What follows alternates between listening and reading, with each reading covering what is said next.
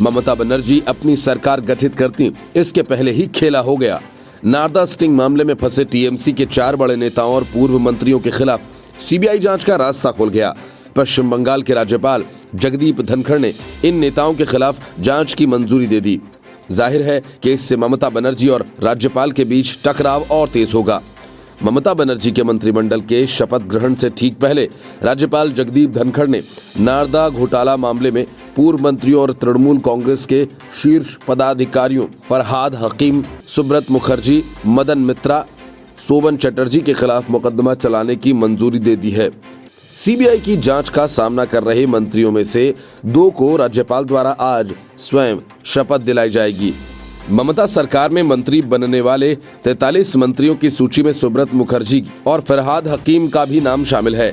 राज्यपाल की ओर से दी गई इस मंजूरी के बाद से मुख्यमंत्री ममता बनर्जी की भौहें चढ़ गई हैं।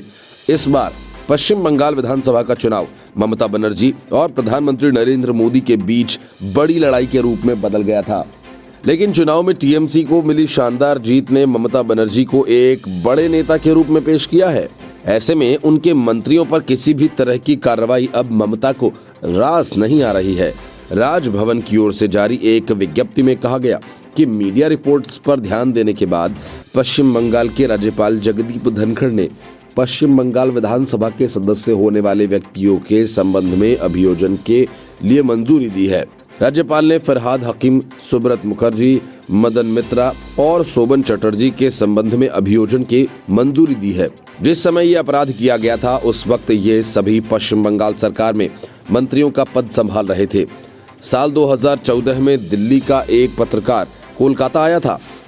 उसने अपने आप को एक बिजनेसमैन की तरह बताया और बंगाल में निवेश करने की योजना बनाते हुए 7 तृणमूल सांसदों, 4 मंत्रियों, विधायकों, एक पुलिस अधिकारी को रिश्वत के रूप में नकद राशि देते हुए पूरे ऑपरेशन को टेप कर लिया। राज्य में 2016 के विधानसभा चुनाव से ठीक पहले इस टेप को जारी किया गया था। इस टेप के मीडिया में आने के बाद विपक्ष ने ममता बनर्जी सरकार पर हमला बोला था। सीबीआई अब फरहाद हाकिम, सुब्रत मुखर्जी, मदन मित्रा और शोभन चटर्जी के खिलाफ कार्रवाई शुरू करेगी।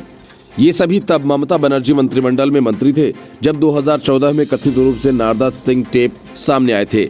हाल ही में संपन्न हुए पश्चिम बंगाल विधानसभा चुनाव में हाकिम, मुखर्जी और मित्रा को टीएमसी विधायक के रूप में फिर से चुना गया, जबकि बीजेपी में शामिल होने के लिए टीएमसी छोड़ चुके चटर्जी ने चुनाव के बाद दोनों दलों से संबंध तोड़ लिए हैं।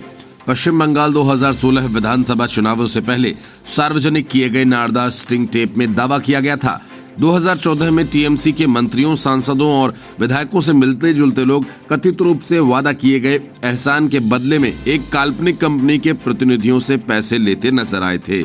ये स्टिंग ऑपरेशन कथित तौर पर नारद न्यूज पोर्टल के मैथ्यू सैमुअल द्वारा किया गया था।